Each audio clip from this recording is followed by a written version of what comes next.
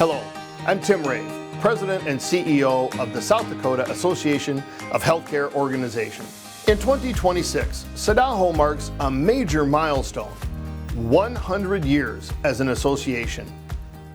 A century of partnerships, a century of advocacy, and a century of standing shoulder to shoulder with hospitals, health systems, and long-term care providers, all who care for our friends, neighbors, and families.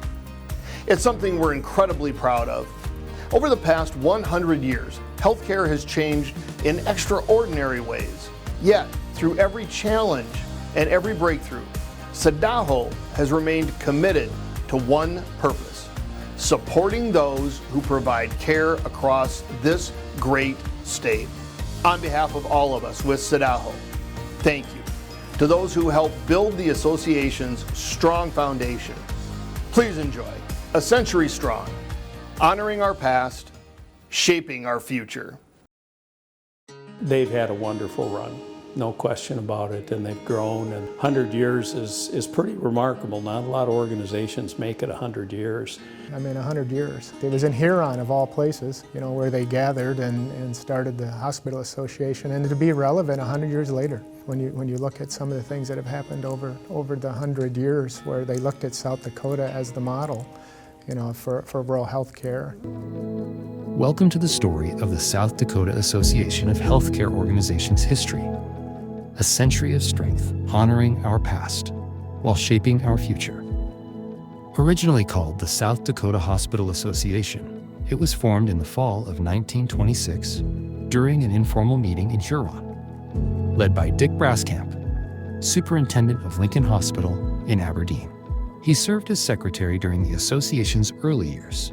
Initially, conditions for hospitals were stable as post-World War I inflation leveled off, but that stability would soon be tested. The first annual convention was held May 2nd, 1927, at the Marvin Hewitt Hotel in Huron. Early conventions focused on improving hospital services, strengthening public relations, and increasing public awareness of hospital care. After the 1929 market crash, combined with drought, heat, and grasshopper infestations, hospitals faced severe financial strain. Annual conventions shifted toward one urgent topic: keeping hospitals solvent. Advocacy soon became a core pillar of the association. In 1932, during the annual convention in Mitchell, the first legislative committee was formed. As economic conditions worsened, Governor Tom Barry called a special legislative session in August 1933.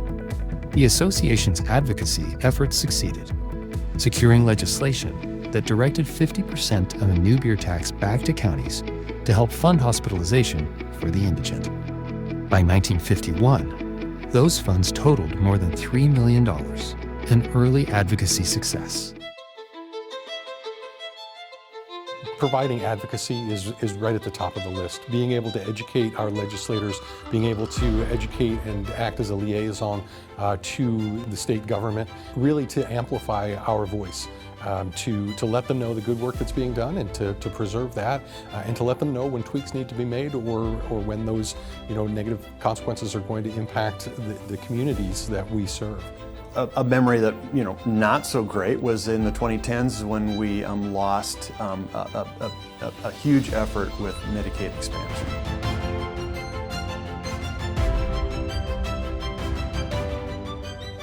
They were pretty successful over the years in navigating that. It was a long-term approach to an issue, and as a result, we got more people covered in South Dakota.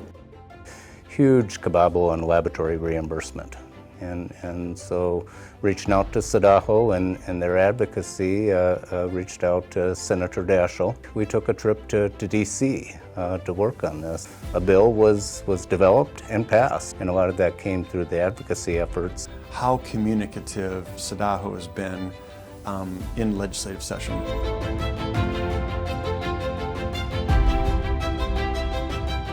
I think when we have new regulations, which we seem to have frequently in healthcare. SDAHO does a great job of helping us understand what does that mean, what are we going to need to do. We do not have critical access hospitals on a closure list today or at risk for closure. And I would attribute that to the work that's occurred over many, many years that has led us to where we are today. Over the years that I've been in the legislature, certainly SDAHO has been an active access resource for me and has provided me with much information and has helped me along in having a healthcare agenda that would serve the state of South Dakota. The association's headquarters moved wherever the elected chairperson for the board lived. That changed in 1957 with the hiring of the association's first executive director, Jack Rogers. In 1958, a central office was established in Pierre at the St. Charles Hotel, later relocating to Sioux Falls, creating stability for the organization. Today, the main headquarters remains in Sioux Falls, with an additional office located in Pierre and several satellite offices across South Dakota, making the association a statewide organization.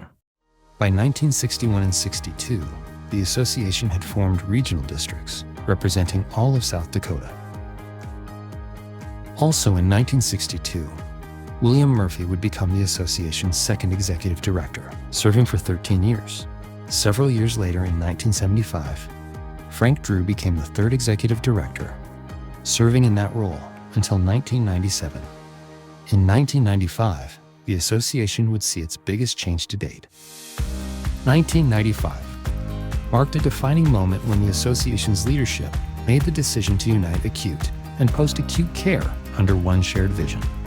With that decision came a new name, the South Dakota Association of Healthcare Organizations, and a stronger, more unified voice for healthcare across the state. When the association took on different partners in healthcare and made it truly an organization that represents more than just hospitals, I think was a very pivotal part of its history. It was a big deal because we identified as a state that we had gaps in senior care. The continuum of care became more complex in a lot of communities, and the ask was, could you represent more of what we deliver in our communities and not just be the hospital association, if you will. To me, that was most memorable because that was a significant change, and it came with risk, it came with uncertainties, but the members, the communities trusted that we would pick this up and we would run with it, and we would deliver a really good product and change our brand, and we did that.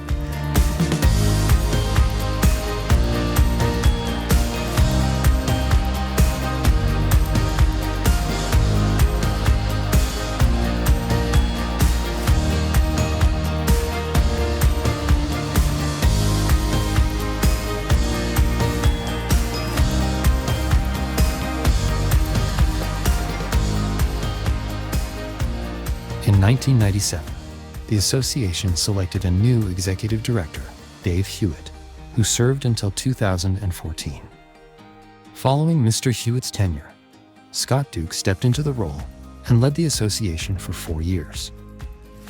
In 2018, the association named its sixth executive director, Tim Rave, who continues to serve today. Rave assumed leadership just as the world faced one of the most significant healthcare events in modern history, COVID-19. The year 2020 became one of the most defining moments in modern healthcare history. During the COVID-19 pandemic, hospitals never stopped, and neither did the association. Members of the team worked closely with the South Dakota State Medical Association and the South Dakota Nurses Association to support pandemic response efforts. The association provided computers to long-term care facilities to enable virtual family visits. To keep members informed and connected during the pandemic, the association rapidly expanded online education. By 2021, the association offered more live and on-demand webinars than ever before. These offerings continue today, and the association has one of the largest healthcare education libraries for its members in the state. Systems like Avera, we've kind of, over the years, we've slimmed down our education departments Again, just as a way for us to try to manage our costs as best we can. I think SDAHO has really stepped in and fulfilled that role very well for us. From an education standpoint, there's a lot of young leaders that I think have really come into their own through the various offerings that SDAHO provides. And I think there are some folks that have taken a chance in leadership at their organization because they were encouraged by some of the stuff that they learned through SDAHO. So for me, I see the benefit as immense. The people that have been in SDAHO, that have been in the various areas, both their administration as well as their program managers, they have evolved over time. And I think they have recognized, brought in people that had expertise in those areas, and more importantly, people from South Dakota. For me, I think personally, as a leader, it's been a time of growth. I've worked with so many great leaders on the board, working with the SDAHO team, that I've grown to understand how to make better decisions, thinking across the state for creating better access to health care, ensuring that the missions of all of our hospitals, our long-term cares are fulfilled.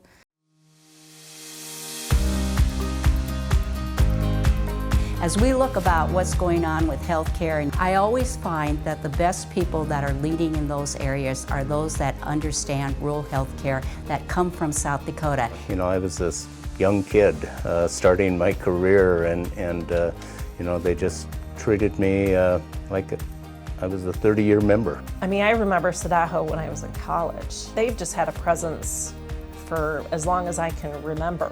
SDAHO represents healthcare leadership. It represents all of the continuum of the care across the state. 20 plus years ago, I went to a district SDAHO meeting as an intern when I was studying the field at USD. And that opportunity to go and meet people that actually do the work that I was striving to do was inspiring, and I thought, this is a field that I want to get into and really set my fire for healthcare leadership. SDAHO really, you know, left a mark on me coming to these conferences, and everybody knows everybody.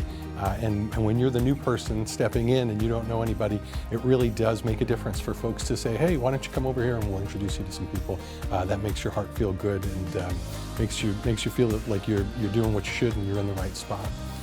Well, SDAHO is that collective voice for us as healthcare providers. The opportunity to speak as one, even though we represent both sides of the state. You know, we're a vast state, and the opportunity to come together on a collective message, I think, is very powerful. It's advocacy, education, and networking. Congratulations to everyone. 100 years is a remarkable accomplishment. Congratulations to SDAHO on your 100th anniversary.